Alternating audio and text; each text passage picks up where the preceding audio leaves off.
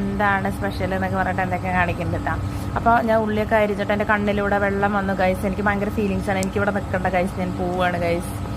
അപ്പോൾ ഞാൻ ഭയങ്കര ഫീലിങ്സാണ്. അപ്പോൾ അത് കഴിഞ്ഞ് ഉപ്പുമാവൊക്കെ അവരെ റെഡി ആയിട്ടോ, എന്നിട്ടും എൻ്റെ റെഡി ആയിട്ടില്ല. അപ്പം ഞാൻ ചട്ടി വെച്ചു, ഓയിൽ ഒഴിച്ചു, അങ്ങനെ കടുക് പൊട്ടിച്ചു, ഉലുവ പൊട്ടിച്ചു, പിന്നെ അങ്ങനെ സവോളയും വെളുത്തുള്ളി ഇഞ്ചിയും ഒരുമിച്ചിട്ടു.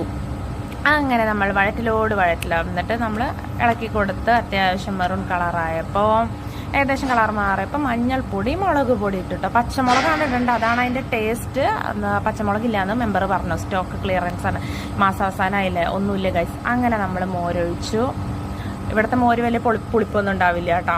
അപ്പം അതങ്ങോട്ട് ഒഴിച്ച് നമ്മൾ തിളപ്പിക്കില്ല, ജസ്റ്റ് ഒന്ന് ചൂടാക്കുള്ളൂ കേട്ടോ. ഇതാണ് ഹോസ്റ്റലിലത്തെ നമ്മുടെ മോര് കാച്ചൽ. ഇത്രയും പേർക്ക് വെക്കുന്നതല്ലേ ഗൈസ്, അതുകൊണ്ടാണ് കേട്ടോ. അപ്പോൾ അത്യാവശ്യം വെച്ച് കുഴപ്പമൊന്നുമില്ലെന്ന് എനിക്ക് തോന്നുന്നു. അപ്പോൾ ചോറായി, കറിയായി, എല്ലാമായി ഞാൻ പോകും.